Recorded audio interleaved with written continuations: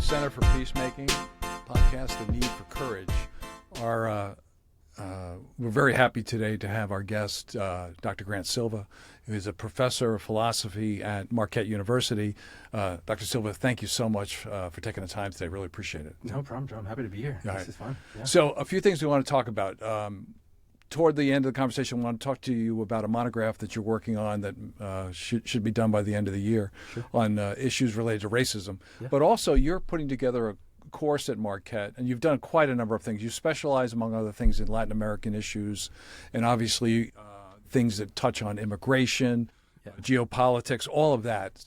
And with everything that's going on, you're putting together a class on global justice. Yeah. Talk a bit about what you hope to accomplish there. Some of the notes I've seen from your draft description of the class is you want to cover issues related to human rights, nationalism, resource scarcity, climate change, all of that.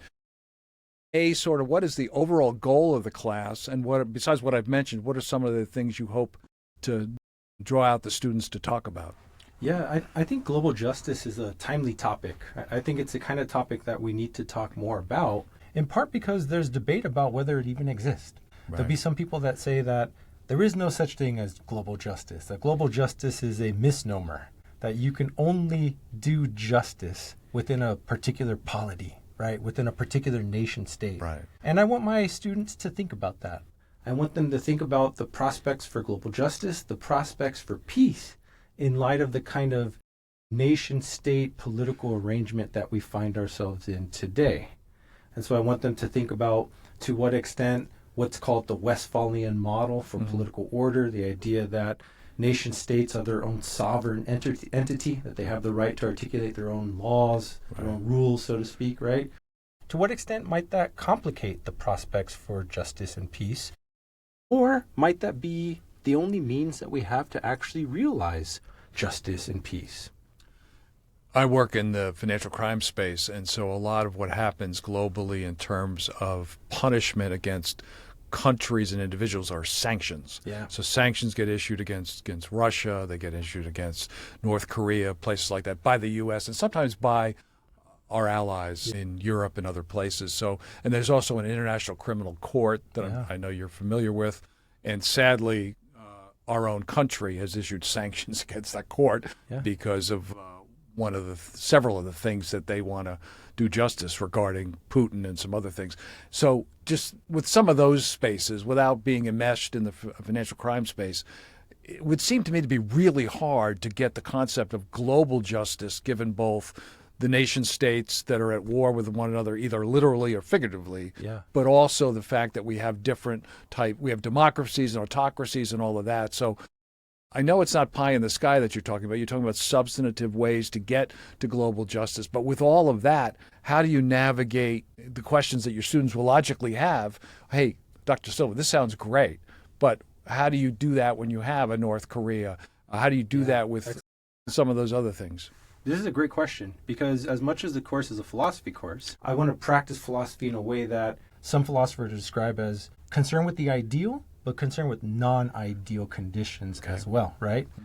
And so part of the non-ideal conditions for global justice is that we don't have the kind of structure or leviathan in place that we do within a particular state, right? So here we have the Constitution as the bedrock for our law, right? We have a government, which is an administration of the law. We don't have anything like that globally, right? There's no global union, there's no global sovereign, there's nothing like that. So how do we think about justice at the global level if the only models that we have for thinking about justice are coming from within a kind of domestic framework, a sort of like nation state, right? Or a country model, if you want to think in that way. Part of what I do in the beginning of the course is have students reflect on the nature of justice, first of all. And we start with Plato's Republic, Book 1 in Plato's Republic, where he gives us these different definitions of justice. Right. And one of the definitions that he gives us is a kind of realism, where he tells us at the end of the day, maybe it's the case that might makes right, that justice is to the advantage of the stronger. Yeah, it's those in positions of power that get to dictate what justice is. And I have my students think about that in terms of the kinds of things that you're describing, right? The imposition of sanctions, these kinds of things they have to be backed by sufficient force. They have to have some teeth, so to speak, right? And so how do we think about justice in a way that's realistic about, its need to be connected to that kind of power structure, Sure. right? Those kinds of enforcement mechanisms. And can we do so in a way that doesn't result simply in war, right? And that's the challenge that I give many of my students. Like, how do we construct or talk about justice in a way that cares more or moves more towards peace rather than sheer might, imposition of our will upon others, right? That's the kind of practical question that I want them to explore in their research projects. And so the course, it's going to be driven by their interest. And so I'm a fan of the work of James Baldwin. And James Baldwin says in one of his pieces, A Talk to Teachers, which I teach in my intro class, the purpose of education is to allow people to construct an identity through the questions that they ask. And I want my students to do that in the global justice course. I want them to formulate an identity through questions that they have about the prospects for global justice, even if those prospects are grounded very much in reality, right? Like, this is too utopian, this is too idealistic.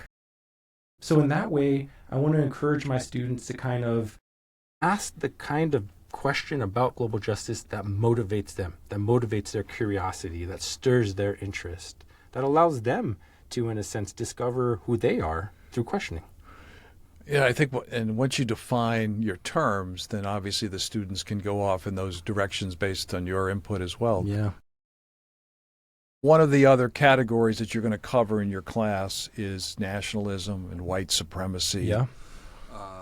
If we're striving toward global justice, sadly, not just here in the U.S., but we've seen it internationally, there's been a lot of antagonism toward minority groups and other groups and that sort of thing. You can't solve that overnight, but what are some of the things that you see are tools to address that, to get toward global justice? Because it seems to me that that's a really tough hill to climb, especially where we are, and also given the fact that Jimmy Carter's not president anymore, talking about human rights as something we should care about. We don't have that today here, so it's not like we can even be a model if we ever were, right? Right. So how do you navigate those issues and those topics, and give us some suggestions regarding tools that you've seen or that others have seen that might be helpful in getting toward that goal of global justice? Yeah. So this is a great question, and it's not an easy thing to do. It's not an easy thing to do in a way that isn't patronizing or speaking down at students, right? Mm-hmm. And those are things that I've learned to really try to take seriously in my teaching. Like, for instance, with nationalism, when I was in college 20 years ago, a couple of decades ago, the big concern were questions about globalization, right? Mm-hmm. There was going to be a McDonald's and a Starbucks on every corner of the planet, right? We were going to lose local culture. We were going to lose the flavor that makes, different countries what they are. And the pendulum was very much in that direction about globalization. And now I'm amazed by this, right? We live in a time where the pendulum's more on the side of nationalism, on the local, on the my country first style of politics, right? Which you see in the United States. You saw in other places. Brexit, for instance, was driven a lot by this kind of movement. And so I'm fascinated in terms of thinking about the resurgence of nationalism, by which people mean not necessarily how the term is used historically, more in like a pejorative sense or a negative thing, but more of this sense of like, in light of the resource scarcity that exists, in light of the fact that there's no more land to discover, right? How do we hold on to what's ours, what's rightfully ours? Right. And the political moment that we live in is one where, for several decades, philosophers would ask questions about just distribution. There's more than enough to go around. How do we distribute in a fair way? Mm-hmm. How do we distribute in a way that is realizing these principles of justice that we hold near and dear? The way I'm pitching my class, the question of just distribution is one that's replaced by something like just hoarding, like a sense of holding on to what's ours. Because when we're being realistic about the world, we can't share. It's this kind of perspective, which I'm not saying that is necessarily right. But that is at the root, I think, of a lot of the my country first style politics that we live in today. Some of this also finds itself at the core of certain strands of white supremacy, right? And some of this we could talk about in terms of the monograph that I have later on. Mm-hmm. But it's also thinking about what lies at the root of anti-immigrant sentiment, not just in the United States, but globally, right? And the movement of people from the formerly colonized developing parts of the world, right? Like Latin America, like Africa, like certain parts of Asia, to the more affluent areas of the world, right? The global north, so to speak. And so thinking about what motivates that movement, what are the push-pull mechanisms that are there? To what extent are borders perpetuating inequality when we think about it on a global scale and in light of history? To what extent do borders protect certain kinds of privileges that people want to hold on to, right? Certain standards of living, quality, life expectations, culture, language, these kinds of things. These are the sort of questions that I want my students to grapple with.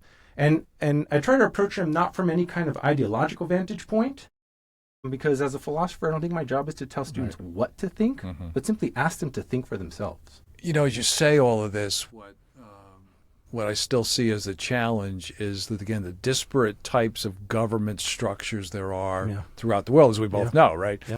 So, again, you have autocrats, you got democracies, you have parliamentary systems, you have some of the various governments in Latin America come from different spaces. They change over quite frequently. Obviously, in Europe, we've had, like you say, Brexit. That's a clear example of, I think, the UK making a big mistake there in terms of let's not connect with all of our allies in Europe. So given that, which just seems almost insurmountable to figure out, but I have to think there's a justice goal in each of those governments. They don't all have to be governments like ours, and ours is obviously imperfect. Yeah. That's clear.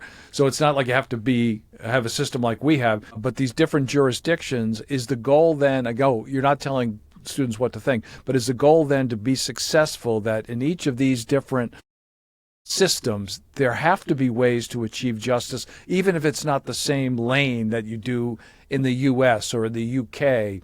You know what I'm saying? I mean, so to me, maybe that's a combination of folks like you with the background that you have, and maybe it's talking to people in the financial space, talking to people in the political science space. So it has to be sort of all these stakeholders coming up with, here's the way we're going to deal with all that. Does that resonate? I mean, it does. It does. That's the kind of research that I'm asking my students to do. Right? Like, go out there, and I often challenge my students: be better than your politicians. Be better than your politicians, right? Like, you have interest, whether you realize it or not, in these questions. And what I need you to do is be better than your politicians and figure out a solution to some of these things, right?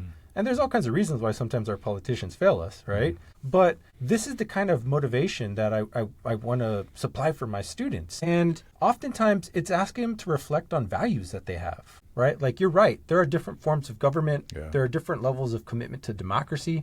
There are autocrats that are out there. There are authoritarian regimes that are out there. In part, this is why philosophers have said it would be almost impossible to arrive at a kind of global union, like a United States of Earth kind of thing, right? Because how would you deal with illiberal regimes? And by liberal there, I mean like political liberalism, right? Yeah. And so this is a question that philosophers have been thinking about for some time. My approach is to ask students, like, take a principle like justice, take something like equality, right? Like the inherent moral dignity of human beings.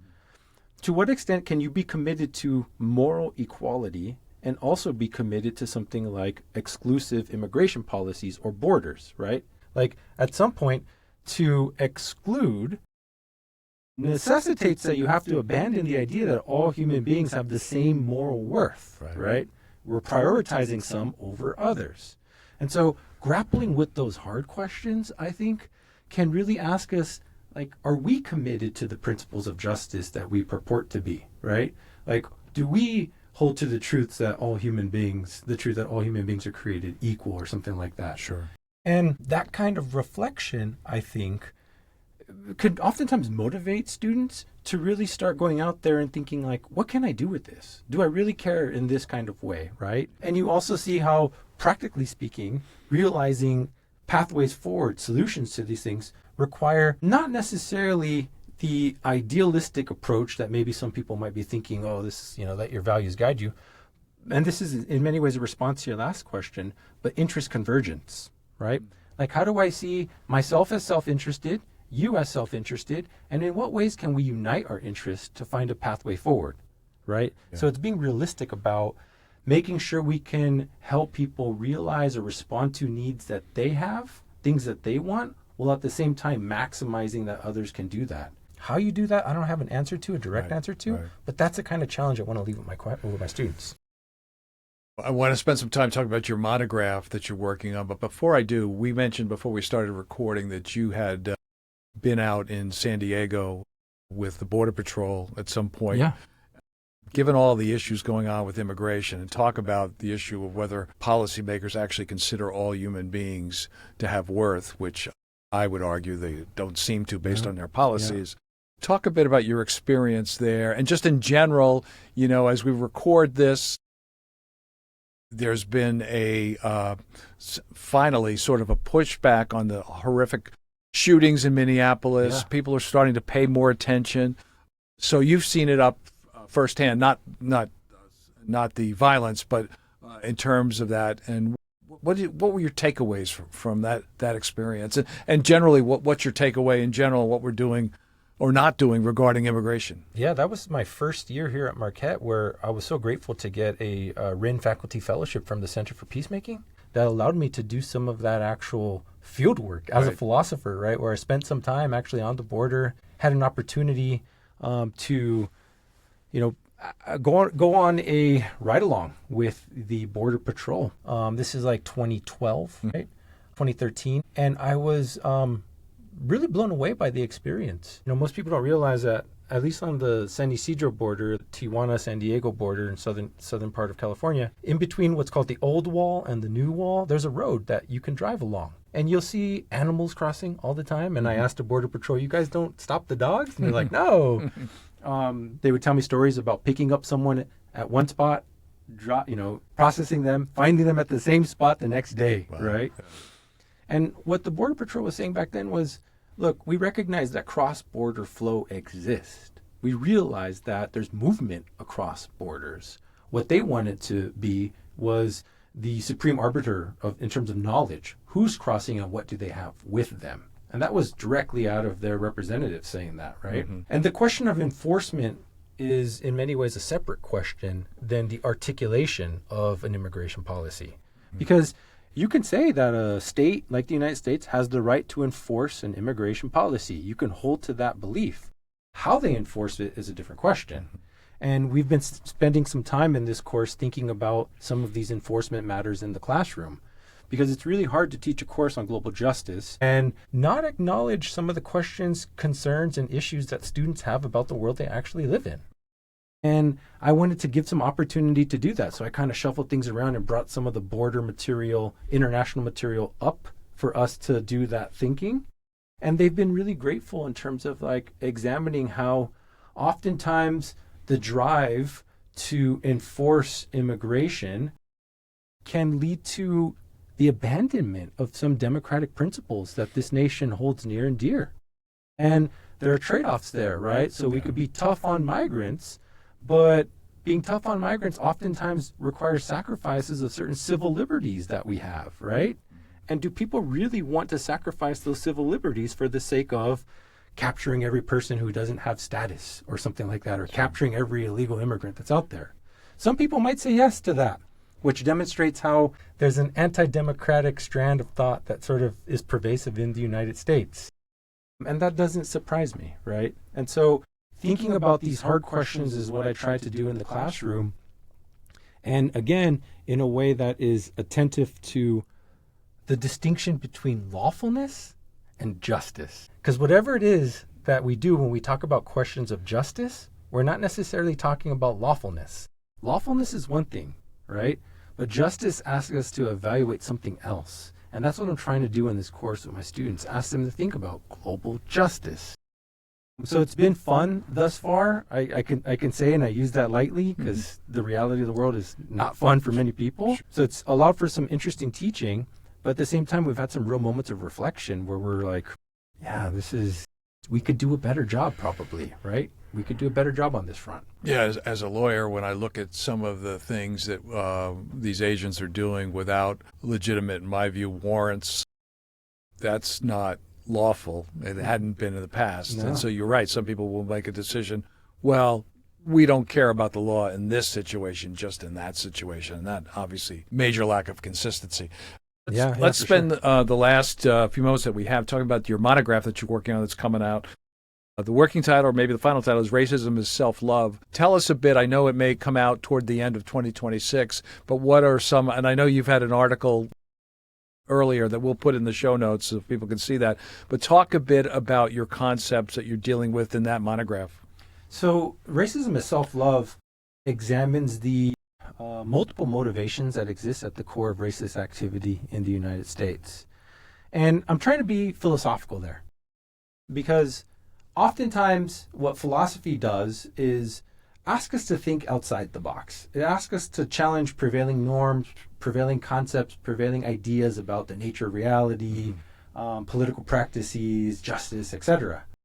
And throughout my entire life, I've been fascinated by the question of racism, and I've been interested in what motivates racism. And there's a way that thinking about racism as essentially a kind of hatred or a kind of malice makes it very easy to distance ourselves from it.